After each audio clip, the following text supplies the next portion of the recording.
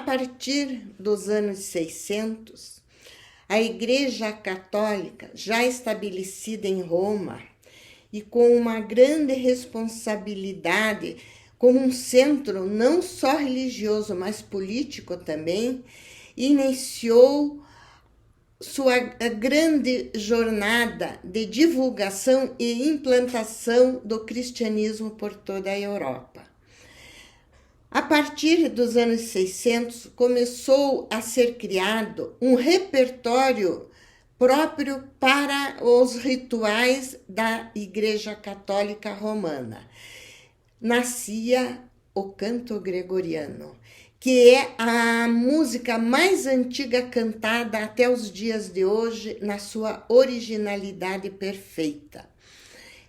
E isso porque, a partir dos anos 800, alguns monges cristãos começaram a fazer pequenas anotações sobre o texto dos cantos gregorianos que eles entoavam. Eram pequenos sinais para auxiliá-los na memória, porque o que era importante era a unificação do ritual litúrgico e do repertório litúrgico da Igreja Católica. Não se podia modificar.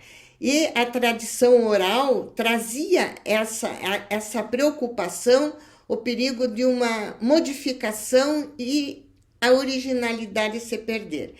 Esses sinais foram aumentando. Os monges cristãos que participavam de coro sabiam decorar a música e os sinais eram simplesmente para auxiliá-los na memória. Se o som subia um pouquinho para o agudo ou descia um pouquinho para o grave, e dessa forma nasceu a escrita musical, que teve seu primeiro nome, escrita neumática. Neumas são sinais. Esses sinais que são a primeira escrita musical. A partir de então, a música tornou-se palpável, tornou-se um documento. Nós vamos saber da primeira notação musical escrita de que se tem notícia e encontrada, é do ano 800, da cidade de Metz, na França. É uma escrita francesa.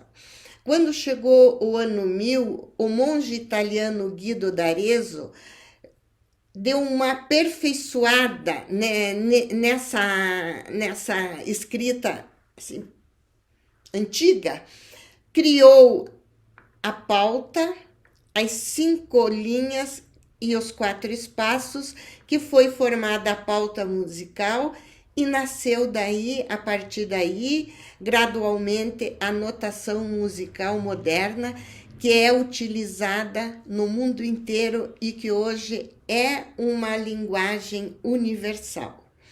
Esse desenvolvimento da escrita, a partir do momento que a música teve a oportunidade de ser documentada. Os músicos tinham um papel na frente escrito o som das músicas. Isso é extraordinário. E foi possível trabalhar em cima disso, e aí uma evolução muito grande vai surgir nessa arte, a música, e torná-la a rainha de todas as artes, numa evolução em direção de sempre maior complexidade. E podermos estudar e acompanhar essa evolução é extraordinário para o nosso coração e para o nosso cérebro. Nós vamos assistir agora 1700 anos depois da criação da primeira escrita neumática de Metz, na França, uma criação maravilhosa de Beethoven, que é a Quinta Sinfonia.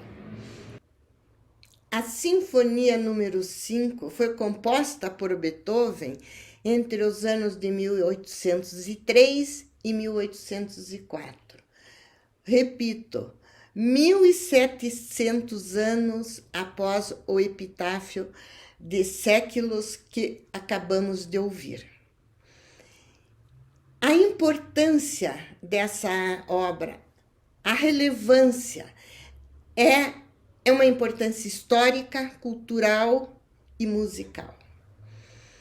Beethoven estreou em Viena e nela ele colocou todos os seus sentimentos a respeito de suas posições políticas da época. Ele, um republicano, um admirador da Revolução Francesa.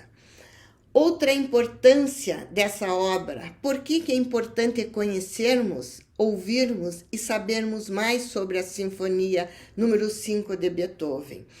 Esse seu início, com 3 notas rápidas e uma longa, tá, tá, tá, tá, é o início mais conhecido no mundo inteiro e reconhecido como uma obra de Beethoven. Ele foi muito utilizado no século XX pelos aliados da Segunda Guerra Mundial, porque houve uma correspondência de 3 sinais curtos e um longo no código Morse, que surgiu muito depois de Beethoven, que corresponde à letra V, de Vitória. E os aliados utilizaram muito esse início da Sinfonia número 5 com esse simbolismo, que ele tornou-se esse início um símbolo de resiliência, de vencimento, de cultura de superação. E nós vamos recordar um pouquinho o início com a Orquestra Filarmônica de Boston, numa gravação recente de 2019, que são interpretações já calcadas em muitos estudos de como deve ser interpretada uma obra de Beethoven. Cada período da história da música, no século XX e XXI, mais ainda no XXI, tem estudos profundos, específicos, de como deveria ser interpretada de acordo com os instrumentos da sua época, do pensamento da sua época, aquela composição. Isso que é a riqueza da música clássica. E a Filarmônica de Boston vai ter a regência do maestro inglês Benjamin Zander e gravada no conservatório, na sala de concerto da Nova Inglaterra, do Conservatório da Nova Inglaterra. Vocês vão sentir a energia, que maravilha de início dessa obra icônica da história da música.